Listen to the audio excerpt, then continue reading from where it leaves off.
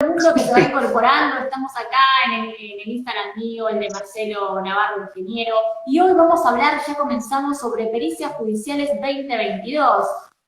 ¿Qué es esto, Marcelo, de el informe técnico? ¿Qué pasa si, por ejemplo, tenemos que realizar una pericia? Contame qué pasa en la práctica, suponte que yo choco, ¿qué documentación tengo que hacer? ¿Por qué muchos dicen deme la documentación y que sea clara y a veces no lo es? ¿Y qué significa esto del informe técnico, más que nada el que ustedes confeccionan? Sí, perfecto. A mí me gustó el tema, el título que le pusiste, la verdad, muy lindo, que es general. Yo tratar de, en mi charla siempre doy información general que te sirve todo, después lo aplicás, por ejemplo, en el fuero laboral, después en familia, porque en realidad perillas, si bien yo la aplico en la parte civil, que es la parte de daños y perjuicios, la idea mía es abarcar todos los más fueros posibles, ¿no? Entonces, lo primero que vamos a determinar es qué es una pericia. Aunque parezca medio obvio, vamos a tratar palabras.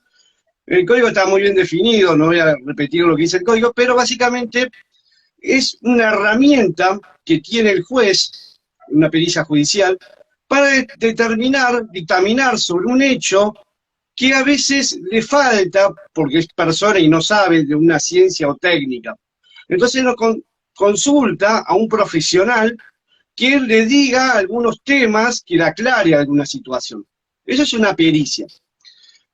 Ahora vamos al tema de, como dijiste vos, el informe técnico, que a veces se confunde entre una pericia y un informe técnico. Eso pasa en todos lados. Por ejemplo, un informe técnico sería, por ejemplo, una historia clínica, por ejemplo. Bien, Un informe técnico sería un balance contable de una empresa que va a quebrar, por ejemplo, entonces vos vas a los libros contables, y eso es un informe técnico. Es decir, se confunde porque los dos informes los realiza un profesional idóneo de la materia. Es decir, yo no puedo hacer un informe médico, por ejemplo, ni una historia clínica. No soy médico, no puedo hacerlo.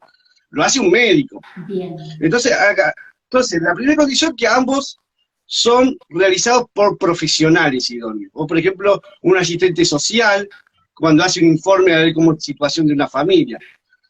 La gran diferencia radica, primero, quién lo solicita en su informe. Si lo solicitan las partes, se considera como un informe técnico. Si lo solicita el juez, eso es muy importante, es una pericia. Es decir, las partes pueden proponer una pericia, pero el que ordena la pericia es el juez. Bien. Sí, Amalia, por No, favor. no, no. Quería recalcar esto porque es sumamente interesante. Bueno, a todos los que se van incorporando, estamos hablando de pericias judiciales con el ingeniero Marcelo Navarro. Y bien dijiste, ¿no, Marcelo? Esto de que pareciera ser que el informe técnico no es igual a pericia y en principio la principal diferencia es quién la solicita, si la pide la parte o si la pide el juez. Y dijimos que si la pide la parte sería un informe técnico, corregime si no, y si la pide o la solicita Sí, el sí, sí. juez sería una pericia. Eso es más que interesante. Además estamos hablando de algunas pericias específicas, en este caso judiciales, vamos a ver ahora qué pasa en el tema de los automotores, y no de cualquier otra. ¿Esto te suele pasar en la práctica que todavía se confunden aún colegas tuyos o profesionales comunitarios, abogados, que sea, que no saben distinguir entre una pericia judicial y un informe técnico? ¿Pasa? Sí, sí, pasa seguido. La verdad que yo lo veo a los abogados cuando solicitan, me llaman a mi servicio, dicen, bueno, ¿qué quiere hacer, una pericia o un informe técnico? Porque son dos cosas muy distintas, porque otra gran diferencia es que el informe técnico es un documento que es ajeno al juicio y es incorporado por las partes al juicio. Eso Ah, es muy importante. Por ejemplo, una historia clínica, por ejemplo. bien, no, no, no, me Sí. gustó lo último que dijiste, que me gustaría que lo repitas, porque es Mientras más que interesante. que la pericia, Sí, mientras que la pericia nace del seno del juicio. Y por eso las pericias son para ese juicio en particular. Vos no podés aplicar una pericia en un fuero, aunque estemos hablando del mismo hecho. Una pericia, por ejemplo, el fuero penal, pasarlo a civil. No, tenés que hacer otra pericia. Bien, bien. O ¿Se sea que entendió también perfecto? es interesante lo último que estuviste explicando porque, digamos, creo que es la clave también para todo este tema de pericias judiciales. Entonces, bueno, en la práctica me estás diciendo, Marcelo, que confunden tanto sea la parte colegas de tu área o de la mía o quien sea, pericia con un informe técnico. Pero bueno, has explicado más que bien y Pero, suficiente. claro, lo que quiero recalcar es que ninguno es mejor que el otro, porque a veces dicen, no, la pericia es mejor que hagan un informe. No, no, no. Son dos cosas distintas. Y ahora vamos a decir, vamos a decir otra característica más. Hay un montón de características, pero otra característica para que la gente pueda entender bien de qué estamos hablando. Vos viste al ver una vez en la tele que yo, cuando le hacen un juicio oral que le hacen llamar un testigo, ¿no? Sí, Entonces, el testigo le empieza, el juez o las partes le empiezan a preguntarle al testigo para fue testigo de un hecho. Entonces le preguntan, ¿vio la persona tal, hizo tal cosa? Bueno, al perito es igual, es un testigo, pero al menos decirlo de la forma así sensorial, ¿no? A través de los sentidos, lo que pudo escuchar, lo va a decir a través de su ciencia que tiene. Entonces le va a aclarar o le va a informar a las partes alguna pregunta que tiene las partes, ¿no? Es decir, cómo fue el accidente, quién chocó a quién, cuál fue el embistiente. Entonces, ahí viene la importancia de los puntos periciales. Mientras que el informe técnico, por ejemplo, cuando vos chocás, viene la policía y hace un acta, por ejemplo, en mi caso, es muy común que hagan un acta de procedimiento, digan un relevamiento del lugar. Es importantísimo, ¿no? No es desmerecer el trabajo, y es muy importante. Pero la gran diferencia que tiene que la persona que lo realiza tiene un grado de libertad en decir, ¿qué quiero yo? ¿Qué creo que yo es importante? Y lo vuelco. Mientras que va pasado a veces, bueno, se ve mucho en la tele, ¿no? Que el testigo quiere decir algo y dice, no, no, no, discúlpeme, cállese, no se le preguntó eso, se le preguntó otra cosa. Y entonces, eso. a veces, eso, lo que pasa, según, como, ¿viste? Como uno quiere decir, pero parece que hay algo muy importante, no, no, no, no fue preguntado. Eso Exacto. pasa. Sí, sí, eso es verdad lo que decís. Me río porque esto pasa mucho en la práctica y mucho más en el medio de un accidente de tránsito. Pero es verdad, es verdad. Y bueno, hay que saber, y bueno, ahí también tu astucia como profesional, saber, bueno, distinguir, diferenciar y, bueno, realizar una buena pericia. Marcelo, a la hora de determinar la responsabilidad, ¿no es cierto? Las responsabilidades, versus o diferente, diría, a lo que es la ubicación de los daños en el vehículo. Sobre esto, ¿qué me puedes decir? ¿No? Nos ubicamos, suponte, en un accidente de tránsito, hay un daño en mi vehículo, y bueno, está el tema de decir, bueno, ¿cómo determino las responsabilidades? ¿Cómo juega tu rol ahí como perito? Muy buena pregunta, de verdad, Amelia, muy buena, porque siempre viene la pregunta, porque a mí viene a consultar abogados, por ejemplo, yo un cliente tuvo un accidente y le dice, mirá, voy a preguntarte una cosa, terminó la responsabilidad para ver si el caso es viable o no es viable. Entonces yo no voy a perder tiempo de venir ni a una conciliación ni nada si el caso ya no es viable. Entonces, hay es muy importante determinar las responsabilidades. Lamentablemente, uno cree que se terminan responsabilidades por la ubicación de los daños. Hay una teoría que dice, más que mi teoría, un mito, que dice, bueno, la ubicación de los daños ya me dice la responsabilidad. Es decir, si el daño está del parante del auto para atrás, es decir, la rueda de la puerta trasera por el lavabo trasero, ya está. La culpa es del otro, porque ya pasaste la boca casi. Si tu daño está en la parte delantera, ¿no? Entonces la culpa es tuya.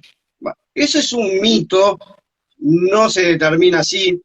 Yo hace ya 8 años que me dedico a hacer la parte ¡Wow! judicial, y si bien, ¡Wow! sí, sí, Mucho ya hace tiempo, tiempo ya. muchísimo. Sí, Sí, la verdad que sí. pasamos el chivo, o Este, sea, digamos, y me nuestros doy seguidores, cuenta, perdón, para que te rías un poco, nuestros seguidores o los de tu lado no están hablando con cualquier persona, hace 8 años de experiencia, esto te lo digo en chiste, pero es más que meritorio, así que bien, bien. ¿Y qué viste en estos 8 años de experiencia respecto a este tema? ¿Qué es lo que más te llamó la atención?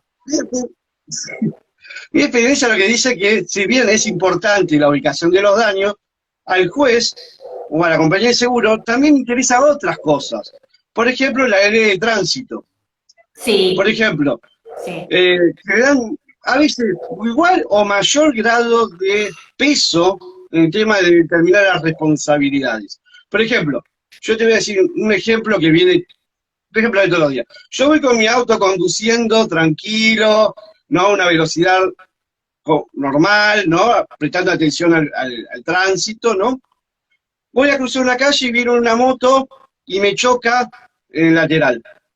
Entonces viene el tipo y dice, ahí me chocaron. Sí. Entonces la culpa quién es, del otro, no hay duda. Pará, le digo. ¿Quién viene por la derecha? ¿Quién tenía prioridad de paso? ¿El auto o la moto? Bien. Entonces hay que determinar primero. Entonces, si la prioridad de paso es de la moto, si vinás por la derecha, entonces, aunque vos seas que te hayan chocado, no significa que no seas responsable. Después Exacto. el juez va a determinar cuánto tiene el otro que me chocó, qué peso tiene. Yo, en la experiencia mía, yo veo que a los jueces les gusta mucho la ley de tránsito, como abogados, como son, ¿no? Y es casi determinante. Después, bueno, habría que ver si en la esquina ese hay un eximente de la ley de tránsito. Por ejemplo, no sé, si estaba semaforizada, si hay un cartel que dice pare, o una loma de burro, bueno. Entonces las responsabilidades ahí cambian continuamente. Exacto. No, y aparte, Entonces, ojo, es interesante lo que decís, o sea, a la hora de determinar la responsabilidad, existo, ¿no? Determinar la responsabilidad, decir justamente, bueno, ¿quién es responsable, no? Valga la redundancia. Y como vos bien decís, muchos dicen, bueno, a mí me chocaron, con lo cual yo no tengo nada que ver. Y a veces no es así, ¿sí? Porque como has explicado muy bien, Marcelo, está el tema de decir, bueno, a ver, pero a ver, ¿quién tenía prioridad, no es cierto? El vehículo, la moto, o sea, está creo que bastante claro lo que estás explicando y creo que es muy importante, porque la gente, generalmente, y más en nuestro país, se queda con esto, ¿no? Me chocaron, yo no tengo nada que ver, no es mi culpa, no es mi responsabilidad, ¿sí? Pero pareciera ser que no es así.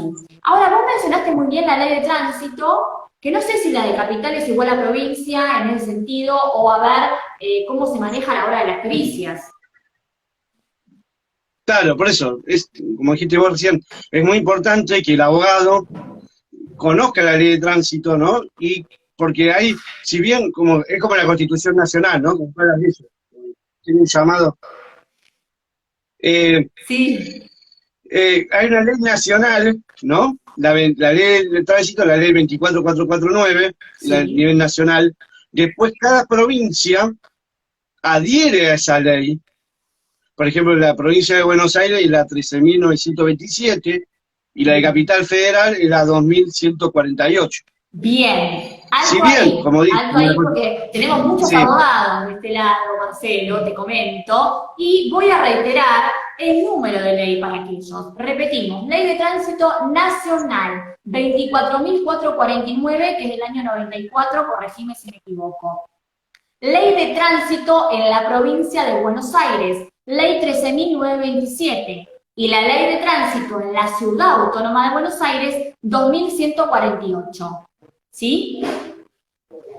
perfecto. Bien, porque Si muchos bien quieren ir, unas no contradicen, muchos quieren, repetí, porque claro, muchos quieren ir a claro, buscarla, exacto, sí, sí, te escucho, Marcelo. sí, sí, sí, sí.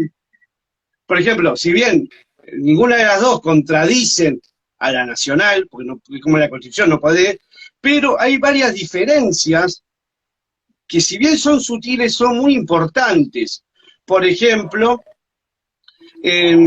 la ley de la provincia de Buenos Aires dice que el cruza tiene prioridad absoluta de cruce que viene por la derecha, mientras que en la capital no dice absoluto, Ah, entonces dice que viene por la derecha, entonces deja como a entender de que si el otro entró primero al cruce, que tenía, perdió la prioridad de paso, por ejemplo, ¿no? exacto, importante, Y es muy importante eso. sí, Por ejemplo, en otro artículo, por ejemplo, establece en la capital diferencia entre jerarquías, entre avenidas y calles.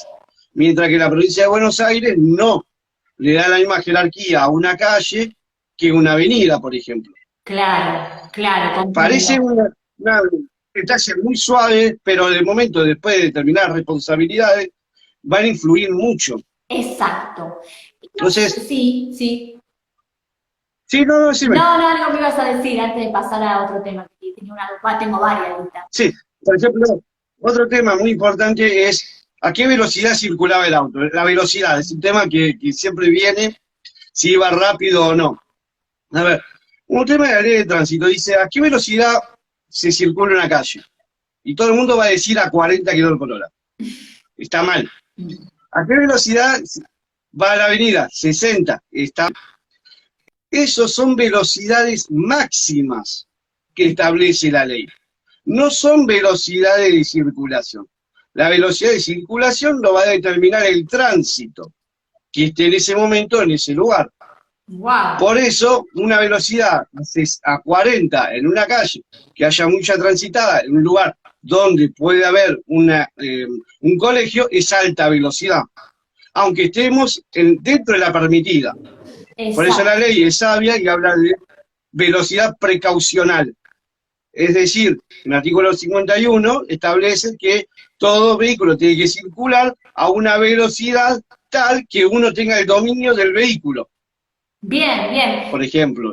Hay un montón de cosas Me de la ley. gustó, sí. Es muy rica la ley. No, y aparte me gustó que vos diferenciaste, a mi entender, tres tipos de velocidades. Si las podés repetir para aquel que nos está escuchando y que Sí. no tiene ni idea de lo que son pericias y tampoco es abogado y justo chocó el auto. Eso se usa mucho más, claro, esto se usa mucho más en penal, Sí. no tanto en civil, pero en penal es muy importante porque a veces se nota muy fino.